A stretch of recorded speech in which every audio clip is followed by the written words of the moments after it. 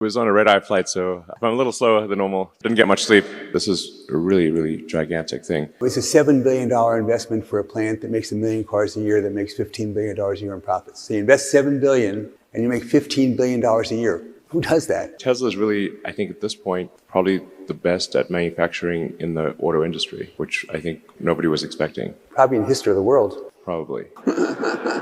And I'm like, I can't imagine what a useful thing it could do. The production team said, oh, that's for crash safety. So then I called the crash safety team and said, is this for crash safety? They said, oh, no, that didn't do anything. We should delete it. It turned out to be totally useless. But they forgot to tell the production team. A bunch of these things just feel like you're living in a Dilbert cartoon. Like, I mean, any given company, they should have like, what's your Dilbert ratio? Okay. I was living in the factory in Fremont and the one in Nevada for 3 years straight. That was my primary residence. I'm not actually a masochist, I think. Tesla will need to get into the mining business, mining and refining. And no one is even close to Tesla for solving generalized autonomy or generalized self-driving vehicles. No one's even close. If you think of net present value of future cash flows, if you actually do the math on that, it's insane. In this video, an absolute gold mine. Lessons in leadership, stupidity, Tesla's future plans, growth and potential valuation, and loads more juicy insights as billionaire investor Ron Barron interviews Elon Musk. By the way, guys, huge news and a massive thank you to everyone currently supporting the channel on Patreon. I mean, I don't blame them after all. So much exclusive content. Who could resist? We've just cracked, and I can't believe this, we have cracked the global top 150 all-time Patreon accounts out of more than 250,000. Let that sink in. Top 150 out of more than 250,000 accounts. If I didn't know any better, I think there was an enormous amount of value over there. But of course there isn't, so definitely don't join Patreon with the card in the corner or the link at the pinned comment. And by the way, I definitely didn't post another 2 exclusive videos to Patreon before posting this to YouTube today. So it must be terrifying to other companies to realize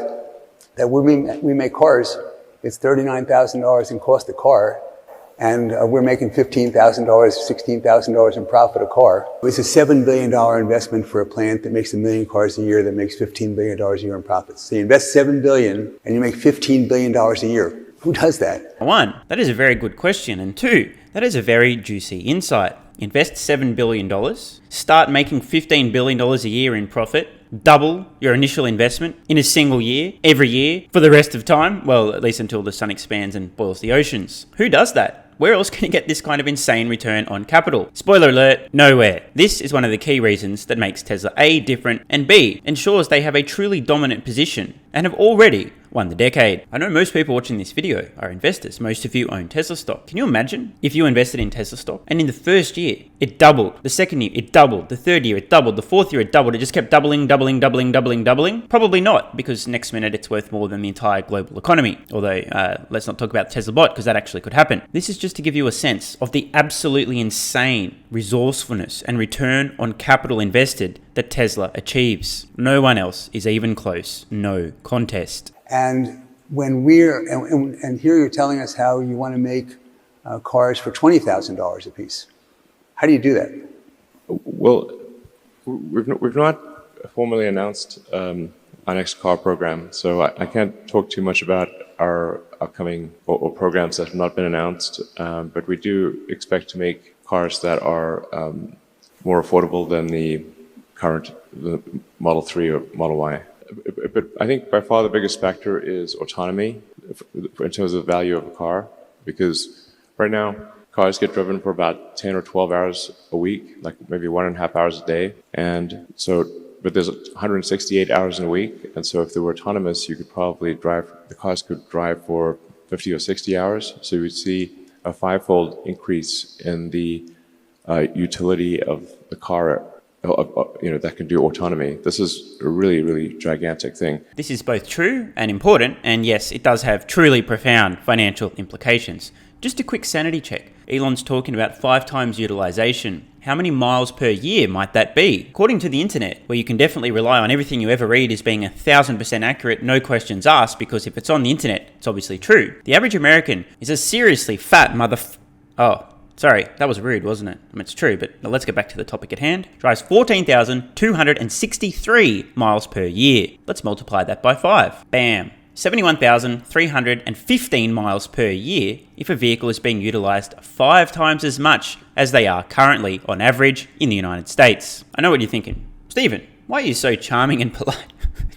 And I've got really bad jokes for days. No, I'm sure what you're thinking is, what the fuck are these numbers on screen right now, you idiot? Let me explain. These are numbers directly from my current Tesla valuation model in the base case, which has been available on Patreon for, since the dawn of time approximately. Card in corner, link in pinned comment if you want to join. Feel free to fact check me. These are my estimates for the average miles driven per Tesla Robotaxi in 2029, 2030, 2031, and 2032. Notice the flat line at 75.7 miles driven. That's where I think things tap out. Almost exactly in line with Elon's 5x estimate in utilization rates. What a coincidence. Once again, very lucky guess, as always. Once again, this proves without a shadow of doubt that Elon Musk is simply stealing estimates out of my Tesla valuation model and then announcing them as if they're Tesla's own plans and as if he drew the same conclusion as me, which is obviously not true, because if that were true, it'd almost suggest that if you sit and think about these things logically and reasonably and look at the data and the numbers and, even if it hurts, do some more thinking and then think a little bit more, it's possible to draw similar conclusions, independent of one another. But of course, that would never happen, because if that was true, then I'm sure all the Wall Street stock analysts have been wrong about Tesla the entire time would have not been wrong about Tesla the entire time. First approximation, a car is made of 10,000 unique parts and process steps.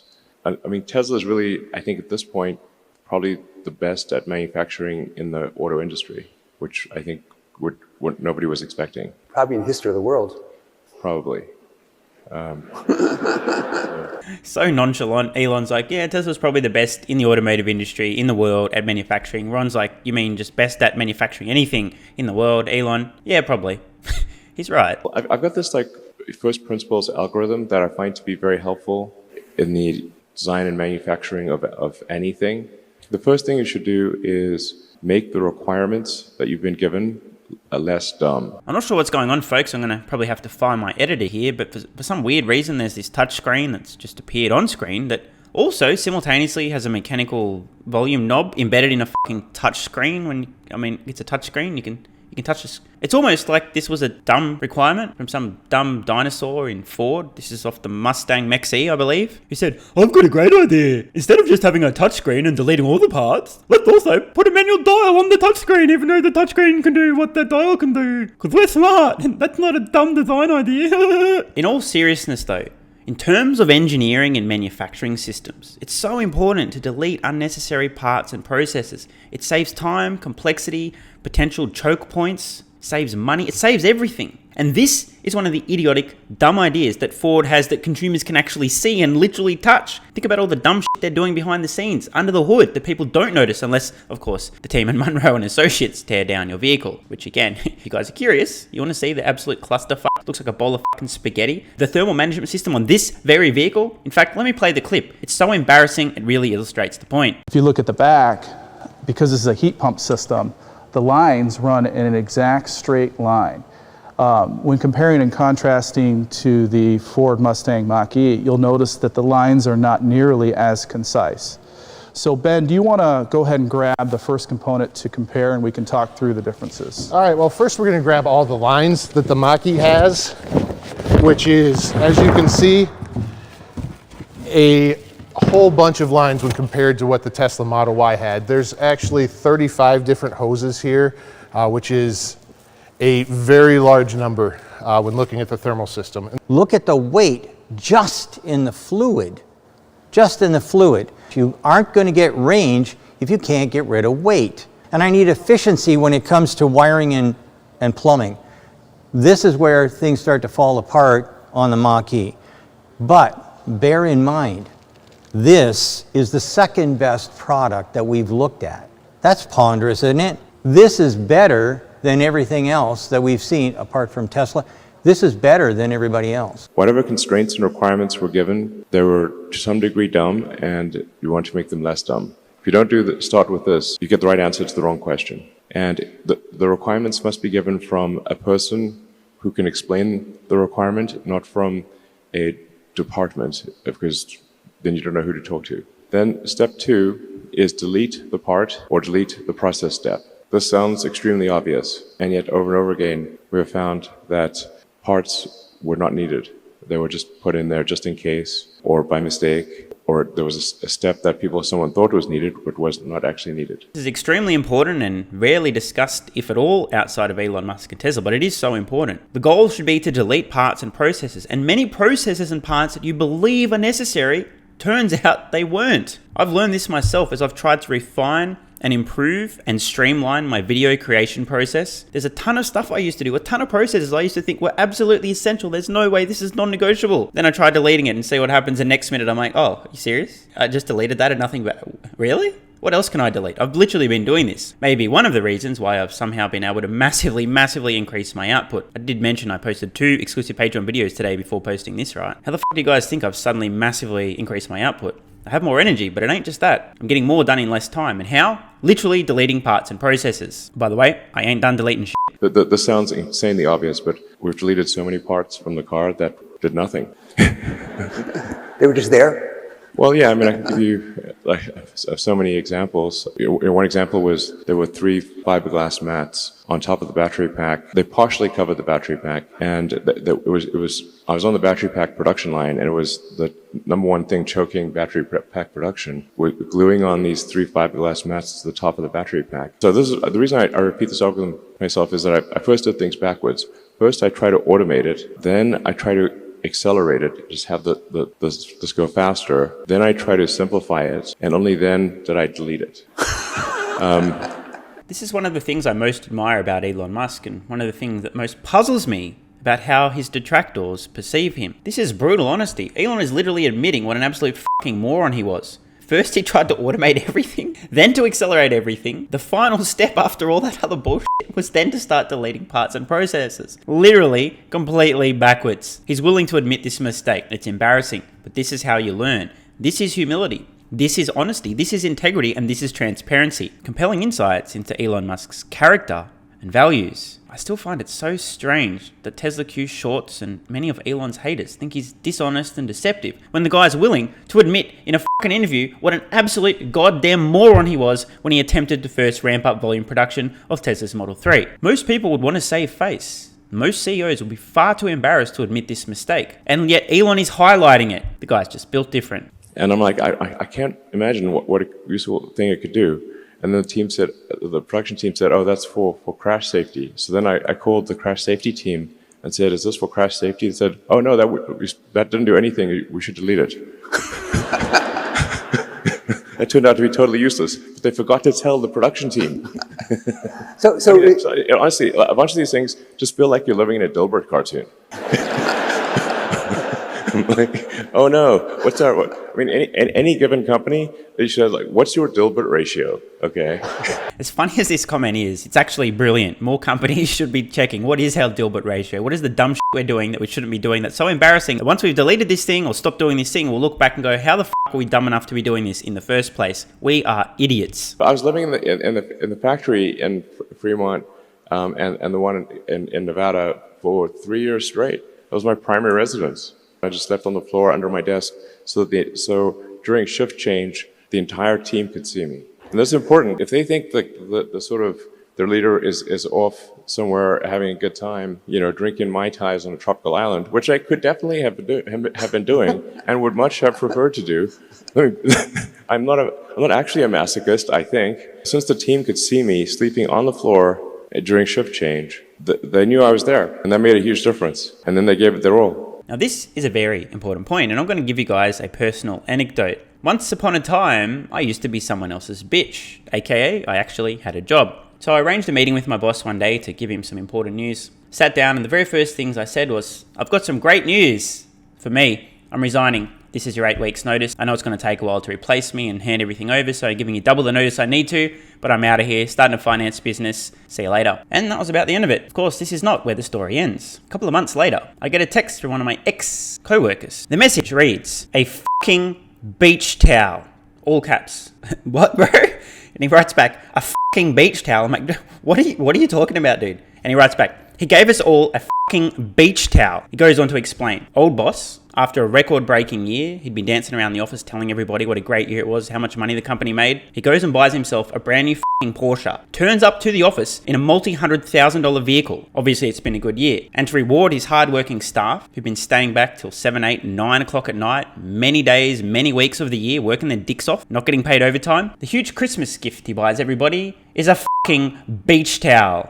Everyone in the office knew the company had minted it, made a ton of money, ton of profits, enough that the boss could drive a fucking wanky sports car. Still not enough to compensate for his insecurities, but at least he was trying. And he has so little self-awareness. He doesn't realize the impression this is going to cause on the staff. Turn up in a brand new, unnecessary, micropenal compensating Porsche, buy your staff a generous Christmas gift of a fucking beach towel, and expect them to continue work as hard as they had been over the previous 12 months. Expecting that if they worked hard, they'd be rewarded in proportion and that the boss was leading from the front. Instead, the boss leads from the back by buying himself a nice car and giving everyone else a goddamn f***ing towel. I guess to clean up all the tears for getting f***ed over. Does anyone want to guess in the comments below how hard those employees worked the next year?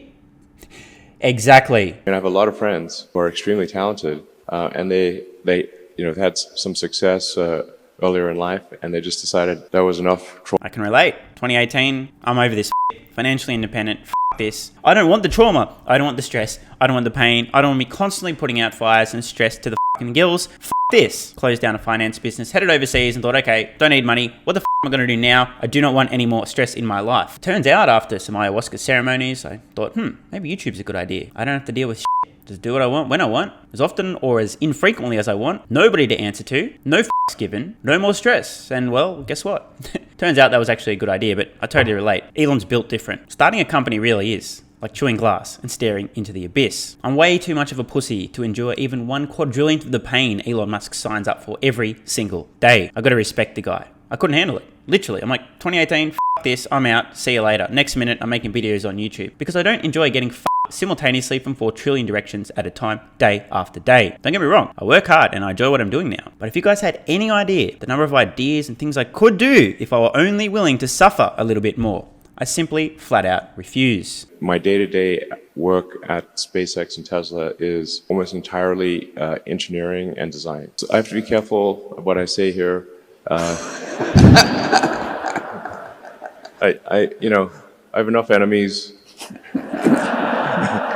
Well, the scaling constraints change as time goes by. In the beginning, we were just very vertically integrated because suppliers didn't take us seriously. Like we could get hardly any of the best suppliers wouldn't talk to us because the car startup has not been successful in the United States since Chrysler in the 20s, I believe they started. So it's been a century since a car company was successful in the U.S. that was not a foreign car company coming in that was already successful in their home market.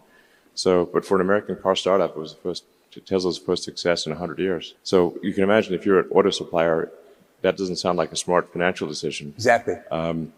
So then we had to just build a lot of the stuff ourselves, be vertically integrated, or we couldn't create the car. And then that ended up being an asset because now we understood so much about the entire supply chain and what it took to build a car. So we were able to design a more integrated vehicle that actually needed far fewer parts and costs less and weighs less and has higher performance. But it is looking increasingly like for some of the critical elements of batteries that Tesla will need to get into the mining business, mining and refining. Why should I invest in Tesla rather than Mercedes-Benz? I actually rarely try to convince anyone to invest in Tesla. And many times I've recommended people don't invest in Tesla, and I've said our stock is too high. Then people just ignore me and keep buying the stock for some reason. Curiously, I once again find myself relating fairly closely to Elon Musk. Notice how he rarely, if ever, attempts to convince people to invest in Tesla stock. In fact, he's even said, don't invest in Tesla stock. Just want to count on my hand here the number of times I've asked people to invest in my stock by subscribing to the channel. Zero. Number of times I've told people to unsubscribe from the channel, I don't know, at least half a dozen times, literally. I've literally told people to unsubscribe and I've never told them to subscribe. It's not a very CEO-like thing for Elon to do, is it? tell people don't buy our stock, and I think the stock price is too high, and it's not a very YouTuber-like thing to do, to never ask people to subscribe and actually to sometimes tell them to unsubscribe. Just as most investors and CEOs don't understand why Elon Musk says things like, hey, don't buy our stock, it's going to be very volatile. Hey, I think our stock's too much. Just like people think, what are you doing, you dickhead? I too get the same kind of responses from people in the YouTube community. What the fuck are you doing, bro? Like, just tell people to subscribe. Don't you understand how many times people subscribe when you say subscribe? What can I say? I can't do it. But Stephen, aren't you a raging hypocrite after all? You relentlessly plug your Patreon page 24/7 telling us all to sign up because there's so much value there we won't be able to resist anyway. Now, first of all, I think we're all hypocrites to one degree or another, but on this particular topic, absolutely not. Let me explain why. You can watch this YouTube channel if you're not subscribed. You can't watch my Patreon videos if you're not a member. Big difference. I personally think YouTube subscribers is predominantly a vanity metric, although there is some use there. If people are subscribed, they're more likely to see a notification, they're more likely to see your videos, but I really don't give a flying fuck. Those that really appreciate what I'm doing will subscribe and or just consistently check for the daily videos, and those who don't really care that much, I don't really care if they're not watching. Just as Elon Musk doesn't really care if you don't invest in his stock. If you're really passionate about the company, you can handle the ups and downs, you don't mind overpaying at $400 per share when Tesla stock's crashing 50% in the next few months, much like this guy, I still think it was a bargain at 400, even better bargain at 200, still buying every spare cent. Once again, I just want to emphasize the point here. Elon is different. Most CEOs will get raked over the coals by their board if they ever said they think their stock price is too high, or don't buy our stock unless you can handle the volatility. I don't care if you don't buy our stock. I've never ever heard another CEO say something like this. Yet Elon says it all the time because he just doesn't give a fuck. One of the reasons I respect and admire him. At a very high level, I'd say that autonomy is an insanely fundamental breakthrough, and no one is even close to Tesla for solving generalized autonomy or generalized self-driving vehicles. No one's even close. Fact check? True. I'll even go one step further. Tesla's lead, in terms of autonomy, is unassailable. They've already won the race. That's how far ahead they are. That's how difficult, nigh impossible it would be for literally any other company on the planet to catch up from where we are today. Most of you guys will have heard the rant. If you haven't, don't take my word for it. Just go rely on the extremely useful, highly credible Guidehouse Insights, definitely not upside down, autonomy leaderboard. With self-driving, as I was talking about earlier, the car becomes, call it roughly 5 times more useful, but it costs the same to build. Now, can you imagine what would happen if a company was doing, we're doing like 25 to 30% gross margins, but suddenly that same thing was 5 times more valuable? What would that do to the value of Tesla and the value of that car? It boggles the mind, actually. You know, if you think of net present value of future cash flows, if you actually do the math on that, it's insane. As someone who has actually done the math, shout out to my Tesla valuation model, I can confirm when you do the math on autonomy, it really is insane and it really does boggle the mind, and that really is a gigantic understatement. Then there's also the Optimus program, which is our humanoid robot, where we'll leverage our manufacturing expertise and the intelligence we've developed for self-driving to have a useful humanoid robot. Now, the economy is fundamentally GDP per capita times capita. If you no longer have a constraint on capita because of a useful humanoid robot, it is not clear that there's any limit to the size of the economy. So I think what Elon's trying to say is Tesla is absolutely not serious about the Tesla humanoid robot. It certainly won't meaningfully expand the global economy. It certainly won't accrue an incredible amount of value, the likes of which have never been seen before. You should definitely not consider the implications if you're modeling Tesla out for yourself. They also have no chance of achieving it because it's not like they've already built most of the brain with their Tesla vision in the vehicles, and therefore this project is absolutely doomed. P.S. a high school student could definitely have made a better robot than what we saw at AI Day 2, because that's what I heard the experts say from behind their keyboards and their anonymous usernames and avatars. But I think the long-term goal for our supercharger stations is that they all have solar, like Tesla solar and batteries at them, so that they are, as many as possible, are self-sustaining. That the supercharger stations generate the energy during the day, and then also have a localized battery pack so that people can charge at night, so that the Tesla supercharging stations would continue to function even in a zombie apocalypse. So, just never know. That's coming one day. We know it. Yes. It's just a matter of time. Also, please use Twitter. We're doing this right now. And please subscribe to Twitter Verified, $8. And actually, it's technically at $7.99, so slightly less. But I would really encourage everyone here to use Twitter. Yeah, please do that. Well, I'm convinced. Time to go sign up for Twitter and see what the fuss is all about. Wait, did somebody say sign up and see what all the fuss is about? It's almost like that was a perfectly designed segue to once again plug my Patreon page. 202 exclusive videos and counting. Up-to-date access to my Tesla stock price targets. And yes, absolutely crushing it. We ain't done yet. A few hundred more of you folks signed up overnight. This is absolutely insane. Like I said, I'm taking this motherfucker over. Mission is not yet accomplished, but we are making good progress. So, see you over on Patreon. Love ya.